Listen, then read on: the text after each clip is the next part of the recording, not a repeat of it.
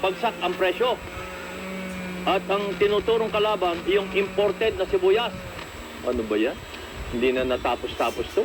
Alamin natin kay Miss Lucy Senya, manager ng Valiant Cooperative, mga magsisibuyas ito sa Nueva Ecija. Miss Lucy, good morning. Magandang umaga, kabayan. Ay tama ba na bumababa ang presyo ng lokal na sibuyas dahil talamak daw ang bentahan ng imported at smuggled na sibuyas sa online? Tama ba? Kabayan, meron at hindi naman talaga nawawala ng imported na sibuyas, lalo kung ito ay smuggled. Oh, At ayon sa Smuggled? isang biyahera na, naku po. at ayon sa isang biyahera natin, Oh, maraming malalaking sibuyas na nasa Cagayan de Oro na galing sa Holland. Holland? Hindi lang natin malaman kung yun ay legal o illegal. yun lang. Ang hirap nung kung illegal pa na pumasok. Kalaban na nga nyo, illegal pa. Sana kung imported na nagbabayad ng buwis. Ay hindi nga. Smuggled nga. Malaking problema po sa aming magsisibuyas yun, lalo at ngayon ay panahon ng anihan. Tama ba yung 25 piso kada kilo? Lamang? Totoo, kabayan yon, kasi kung may marinig ka man lang na 30 pesos, yun ay depende na sa ganda ng sibuyas at pang-cold storage. Pero ang presyo na lumalakad ngayon, merong 26, 27 hanggang 30. At pinakamaganda na yung 30, pero ang karaniwan ay 27 at 28 lamang. Ay yung imported, magkano naman ang bentahan yan? Kung mababa yung kabayan, kaya naaapektuhan yung... Mas mababa. Mas mababa, kaya kalaban ng lokal. Oo. Ayun ang At masakit yan. ang isa pa riyan, question yung ani, kung mahina ang ani na magsasaka, ay o magsisibuyas, talagang mababa at malulugi ang magsisibuyas. Lalo't yung iba naman ay naatake ng uod, pero hindi naman lahat. Oh, Kaya kawawa po yung ibang tatamaan kung ganyan ang magiging kalagayan. Dati naman talaga, kabayan, ang laging threat sa magsasaka ay hindi lamang uod, kundi yun na rin human factor yung tungkol sa pag-i-import ng sibuyas. ayun. Uod na imported. Yan, kabayan, ang problema natin. Ay paano, magkano ang gastos niyo sa production? Yan ba yung ano ba? Bago ka makapagtanim ng sibuyas, ano ba ang gagastusin mo? Ang kabuuang gastos po ng puting sibuyas ay umaabot ng mahigit 300,000 per hektar. Wow. Ay yung pula. Yung pula naman po ay 250 hanggang 280,000. O kuminsan po dahil sa dami ng gamit na ina-apply tulad po ng lason pa ngayon, aabot po ng 300. Matadagdag pa yun, yung pag inuuod. Ang isa pa riyan, kabayan, ang laking hirap dahil halos araw-araw ay nag-i-spray ang magsasaka, maproteksyonan lang yung kanyang sibuyas. Kaya umaabot ng 300 piso kada ektarya ang nagugugol para sa sibuyas na pula. At kung puti ito ay umaabot ng 350,000. So ang ibig sabihin, kahit wala pang uod, nag-i-spray ng kayo para proteksyon. Protection, prevention, kasi kung ang kapitbahay mo ay inaatake ng uod, ganun po talaga ang nangyayari. Kaya ang sabi ko kanina, hindi naman po lahat ay dinapuan ng uod. Kaya lang, nagiging alerto po ang ating magsasaka para maisalba ang sibuyas nila na hindi pa naaapektuhan. Kaya double ang effort ng ating magsasaka. Kaya nakakaawa kung tingnan sila. Araw-gabi, pasan po ang sprayer na talagang pinoproteksyonan itong ating mga sibuyas para lang may anihin.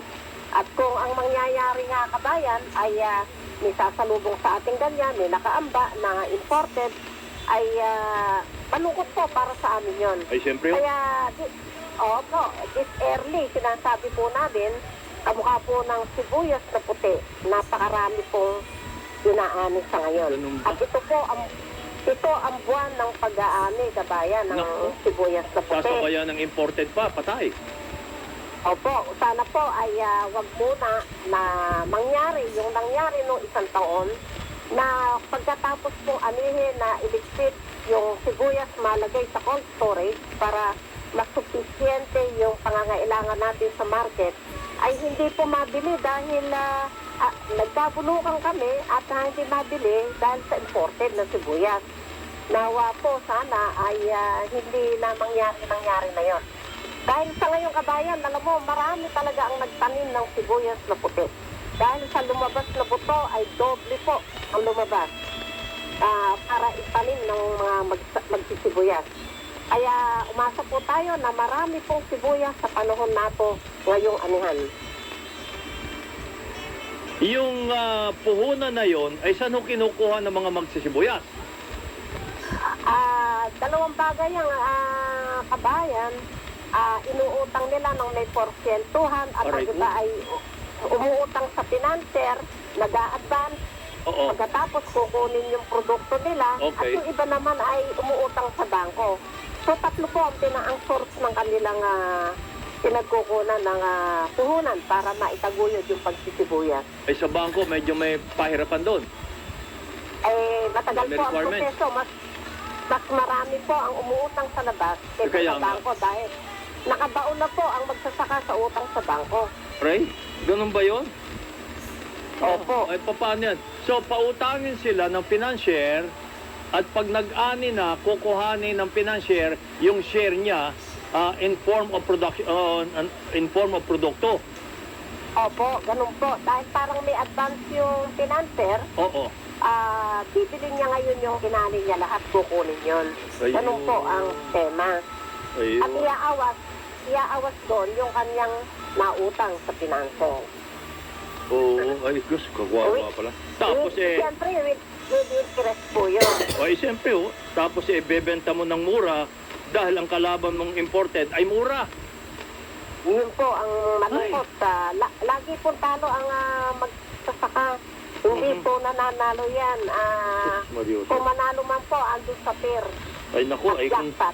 congratulations, Department of Agriculture. Ang ganda ng tulong niyo sa mga magsisibuyas. Ay, sige po, salamat po, Miss Lucy, ha, sa informasyon. Marami rin po salamat sa... Ay, diyan baga sa inyo, ikaw, nararamdaman ang El Nino.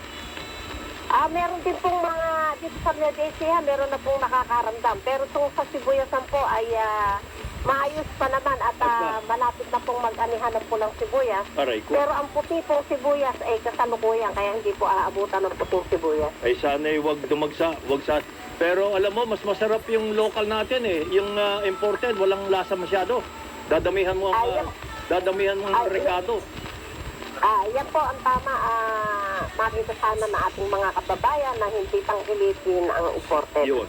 At saka para tulong na rin sa mga lokal na magtatanim ng sibuyas. Ano po? Opo. Kaya sana po ang panawagan natin sa Department of Agriculture ay dati naman po silang umaalalay sa atin sa pamamagitan ng pagbibigay ng buto at iba pang intervention.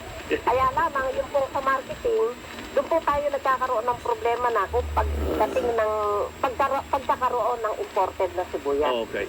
Maraming salamat po, Miss Lucy, at good morning. Good morning din po sa inyo, kabayan.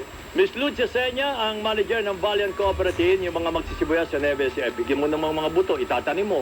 Eh, pag naanim mo naman, ang kalaban nila ay important sibuyas na mas mura. Ay, nako, paano ba yan? Anong mangyayari sa ating mga magsasaka? Kaya karamihan po, wala na eh.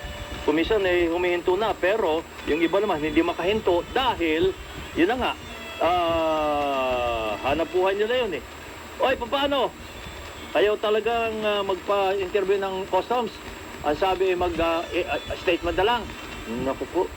Bakit statement? Ganun ba yun? Ay, ito palang Bugatti na ito. Bugatti. Ano yun? Tama, Bugatti Chiron. Bili kita. Gusto mo?